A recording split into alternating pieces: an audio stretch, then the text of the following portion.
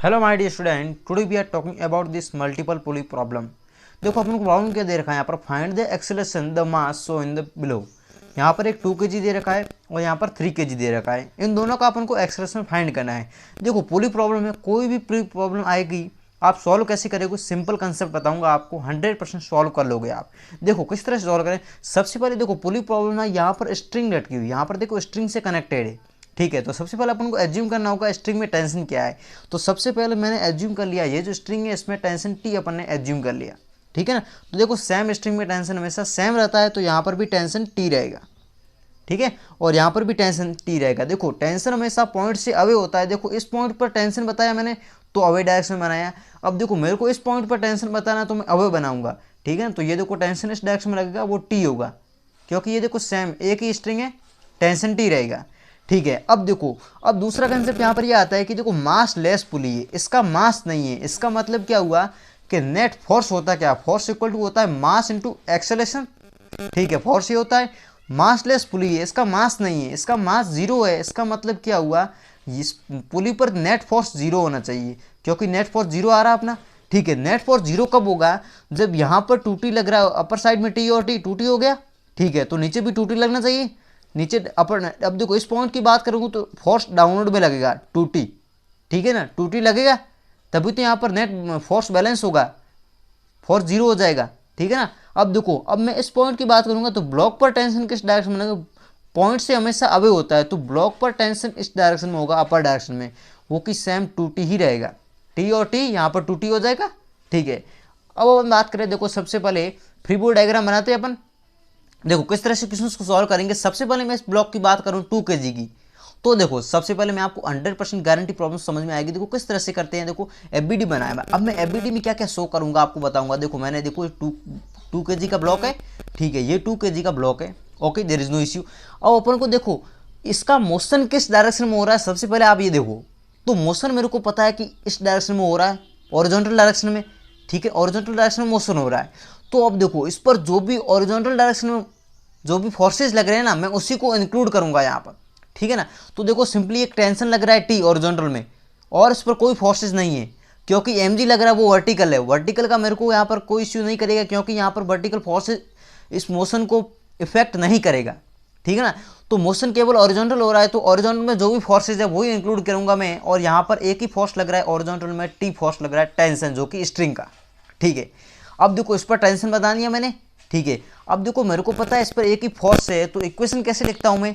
देखो मेरे को पता है कि force equal to mass into acceleration होता है, न्यूटन का second law, force equal to mass into acceleration. ठीक है, तो फोर्स कितना लगा इस पर, टी फोर्स लगा टेंशन का।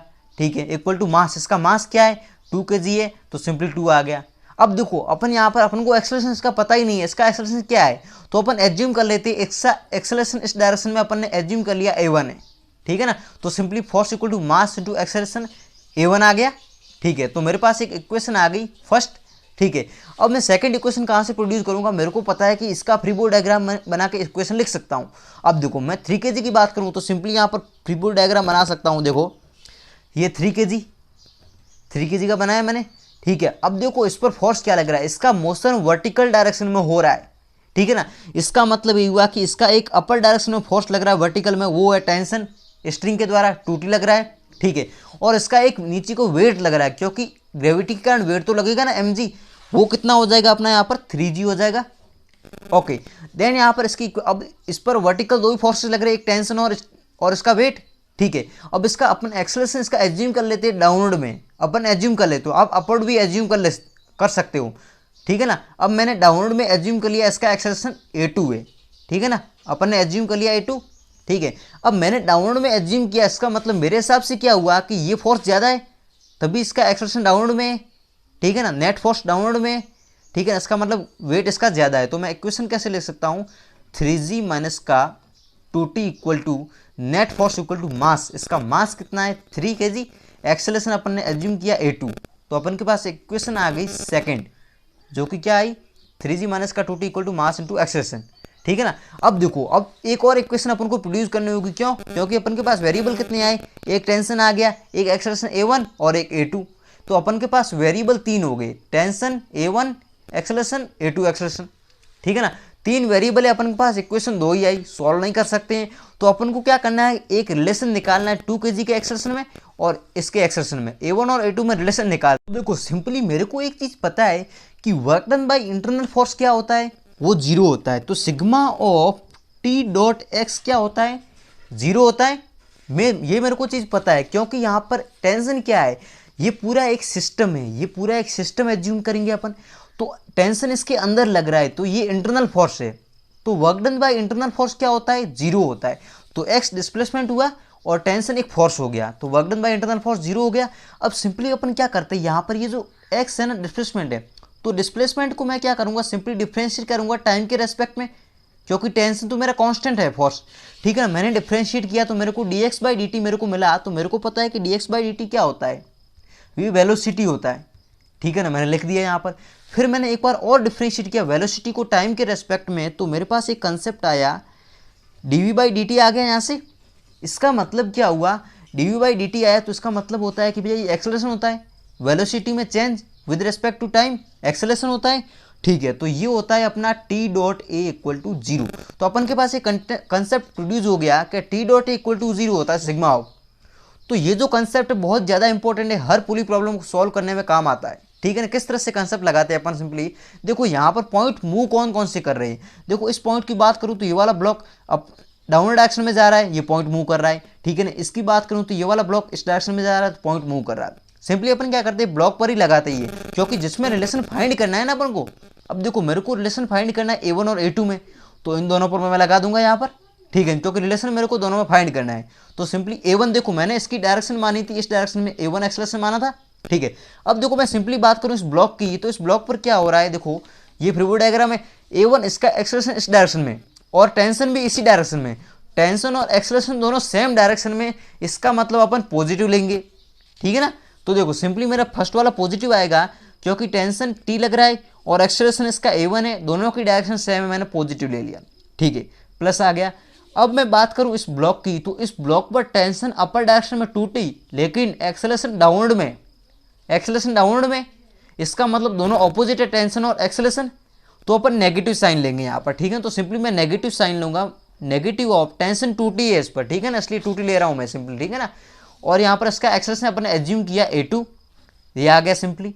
और sigma of T dot A 0 होता है, क्योंकि दो ही ब्लॉक थे, अपन को रिलेशन निकालना है, ठीक है, तो मैंने 0 कर दिया। अब देखो यहाँ से मैं टेंशन कॉमन लेके क्या कर सकता हूँ, A1 आ गया माइनस का ट्वाइस ऑफ A2 आ गया, ये चीज 0 हो गई। यहाँ से मेरा रिलेशन आ गया A1 equal to twice of A2, third equation आ गई मेरे पास। अब मेरे पास 3 इक्वेशन है, 3 ही वेरिएबल है। अब देखो अपन के पास 3 इक्वेशन है, 3 वेरिएबल है, सॉल्व कैसे करें। सिंपल मेथड बताऊंगा आपको, कुछ भी करना है, कितने भी ब्लॉक दे रखे हो आपके पास A1 A2 A3 कितने भी आ जाए कोई प्रॉब्लम नहीं है, आपको सिंपल मेथड लगाना है। ये जो रिलेशन आया ना एक्सेलरेशन में, इसमें अपन को A1 और A2 की वैल्यू पुट करनी है फर्स्ट और सेकंड इक्वेशन से, ठीक है ना। तो मैं पुट कर रहा हूँ, सिंपली A1 की वैल्यू क्या है फर्स्ट इक्वेशन से, T/2 हो जाएगा, ठीक है। तो सिंपली T/2 हो गया, माइनस का ट्वाइस ऑफ A2 की वैल्यू क्या है यहाँ से सेकंड इक्वेशन से 3G माइनस का 2T आ जाएगा, 3G माइनस का 2T अपॉन 3 आ गया A2 की, ठीक है। A2 की वैल्यू होगी इक्वल टू 0 है, सिंपल, ठीक है। अब यहाँ पर अपन एलसीएम ले सकते हैं, तो मेरा सिंपली एलसीएम आ जाएगा 6, ठीक है। इसको मैंने डिवाइड किया, यहाँ पर थ्राइस ऑफ T हो जाएगा, ठीक है, माइनस का हो जाएगा, फिर इसको डिवाइड किया, ये 4 टाइम्स हो गया, और यहाँ पर 3G माइनस का 2T इक्वल टू 0 हो गया। ओके, देन ये क्रॉस मल्टीप्लाई 0 में चला जाएगा, इसको सॉल्व कर रहा हूँ मैं, तो मेरा 3T हो गया, माइनस का ये 12G हो गया, और ये प्लस का 8T हो गया, इक्वल टू 0 हो गया। सिंपली मैं ऐड किया दोनों को, तो मेरा सिंपली यहाँ पर 11T माइनस का 12G इक्वल टू 0 आ गया। टेंशन की वैल्यू आ जाएगी मेरे पास यहाँ पर, सिंपल टेंशन आ जाएगा 12G अपॉन 11, ठीक है ना। जब मेरे पास टेंशन की वैल्यू आ गई ना, अब मैं क्या कर सकता हूँ, मेरे पास टेंशन की वैल्यू है, तो सिंपल मैं A1 निकाल सकता हूँ, जो कि T/2 है मेरा। तो टेंशन का हाफ करूँगा तो मेरा A1 आ जाएगा। तो टेंशन क्या आया मेरे पास 12G अपॉन 11, इसका हाफ कर देता हूँ मैं सिंपल, ठीक है। तो मेरा हाफ हो जाएगा, यहाँ पर A1 की वैल्यू आ जाएगी 6G अपॉन 11 मीटर पर सेकेंड स्क्वायर, ठीक है ना। तो यहाँ पर A1 की वैल्यू आ गई। इसी तरह से आप A2 की भी वैल्यू निकाल सकते हो, जो कि रिलेशन अपन को दे रखा है। A1 क्या है, ट्वाइस ऑफ A2, ठीक है ना। तो यहाँ पर A2 की वैल्यू क्या है, A2 की वैल्यू हो जाएगी सिंपली यहाँ से A1 का हाफ, A1 का हाफ करेंगे तो A2 की वैल्यू आएगी, क्योंकि आप उस साइड लेके जाओगे अपॉन में आ जाएगा, ठीक है ना। अब देखो A1 का हाफ कर रहा हूँ, तो यहाँ पर कितना हो जाएगा हाफ, 3g/11 हो जाएगा मेरा सिंपली मीटर पर सेकेंड स्क्वायर। ठीक है ना, ये A2 की वैल्यू हो जाएगी। तो आई होप आपको ये कंसेप्ट क्लियर हो गया होगा।